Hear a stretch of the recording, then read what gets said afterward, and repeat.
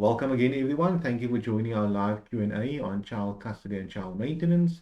We are trying our best to answer and engage with you in relation to your child custody and child maintenance questions. If you have any questions, please feel free to post it on the Advocate Muhammad Abduroaf Facebook page. It has to be on that page. If you are watching this video on a different platform, on a different page, unfortunately, I would not be able to see the question and engage with you. At the same time, you are welcome to post a question before the time. Basically, send me a message on the Advocate Muhammad Abduroaf page, and the next morning or the next time I stream live, I will deal with that question. The same way there's a question on my left-hand side. That question was, a message was sent this morning asking me to deal with that specific question. And so I will deal with that immediately. If you have any questions, please post it on the Advocate Muhammad Abduroaf Facebook page. Let me deal with that specific question. It is as follows.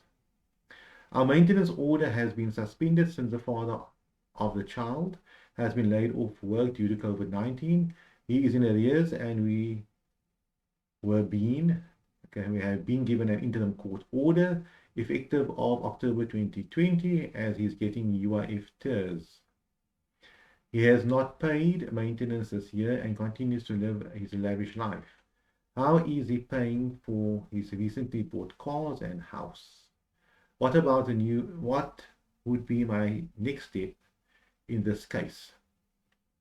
So we're dealing here with a child maintenance matter whereby the father made an application to court, or he approached the court and told the court, I lost my job, I'm getting paid UIF TERS, it's not my entire salary, and is it possible that I pay less maintenance until I get my full salary? Something happened at court, and the court suspended the order, and the court said you can pay a different amount of money. The court made an interim order with effective of October 2020.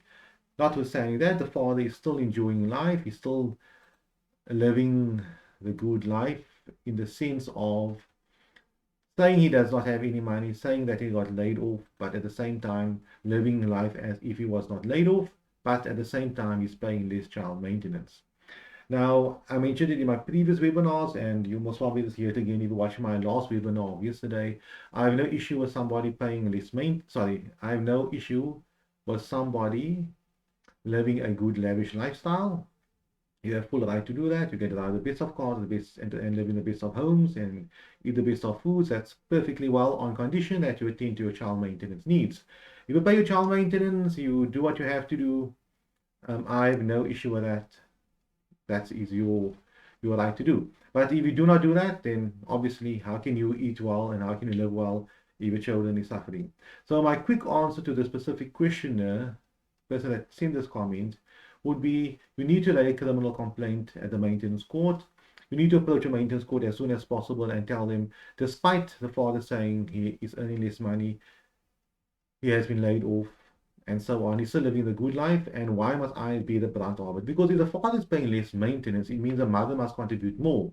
But that is totally unfair because he is living the good life. He is the father of the child.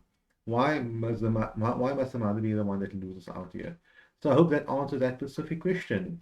And if it has not, please feel free to post further. I do not see any additional questions being posed. And I think this could maybe be the webinar for today. What we are going to do tomorrow, or maybe later in this week, we are going to create a platform whereby you can call in. Obviously, remain anonymous. Via Zoom, I'll be able to see you and we can interact very shortly. You can pose a question. I'll try to my best to answer it.